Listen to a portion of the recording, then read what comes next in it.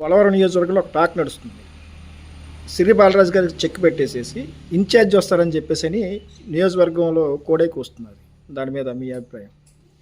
ఈ ఇన్ఛార్జ్ వస్తున్నాడు, సిరి బాలరాజుని పక్కనకు పెడుతున్నారు అని ఎవరైతే కోడై కూస్తున్నారో వాళ్ళ ఆధ్వర్యంలో జరుగుతున్న తతంగమే ఈ వ్యవహారం అంతా. ఆ నాయకులు చేపిస్తున్నారు, ఈ చిన్న చిన్న వాళ్ళు దానికి బలైపోతున్నారు. ఇవాళ కొన్ని మండలాల్లో మండల పార్టీ ప్రెసిడెంట్లు కూడా వాళ్ళు కమ్యూనిటీ పరంగా కూడా గ్రిప్లో పెట్టుకుని అతని మీద పార్టీ ఆఫీసులో అధిష్టానానికి కంప్లైంట్లు ఇవ్వడం కూడా జరిగింది. అది వీళ్ళ ఉనికి కాపాడుకోవటానికే. అతను ఒక ఎస్టీ అయ్యాడు, మనం ఒక ఓసీలు, మనల్నే దగ్గరికి రావట్లేదు, ఏదన్నా ఉంటే మనల్ని సంప్రదించట్లేదు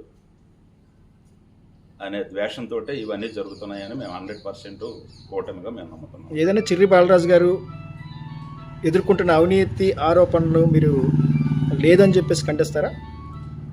సిరి బాలరాజు గారు కడిగని ముత్యంలా వీళ్ళు ఏదైతే అతని మీద బ్లేమ్ వేస్తున్నారో,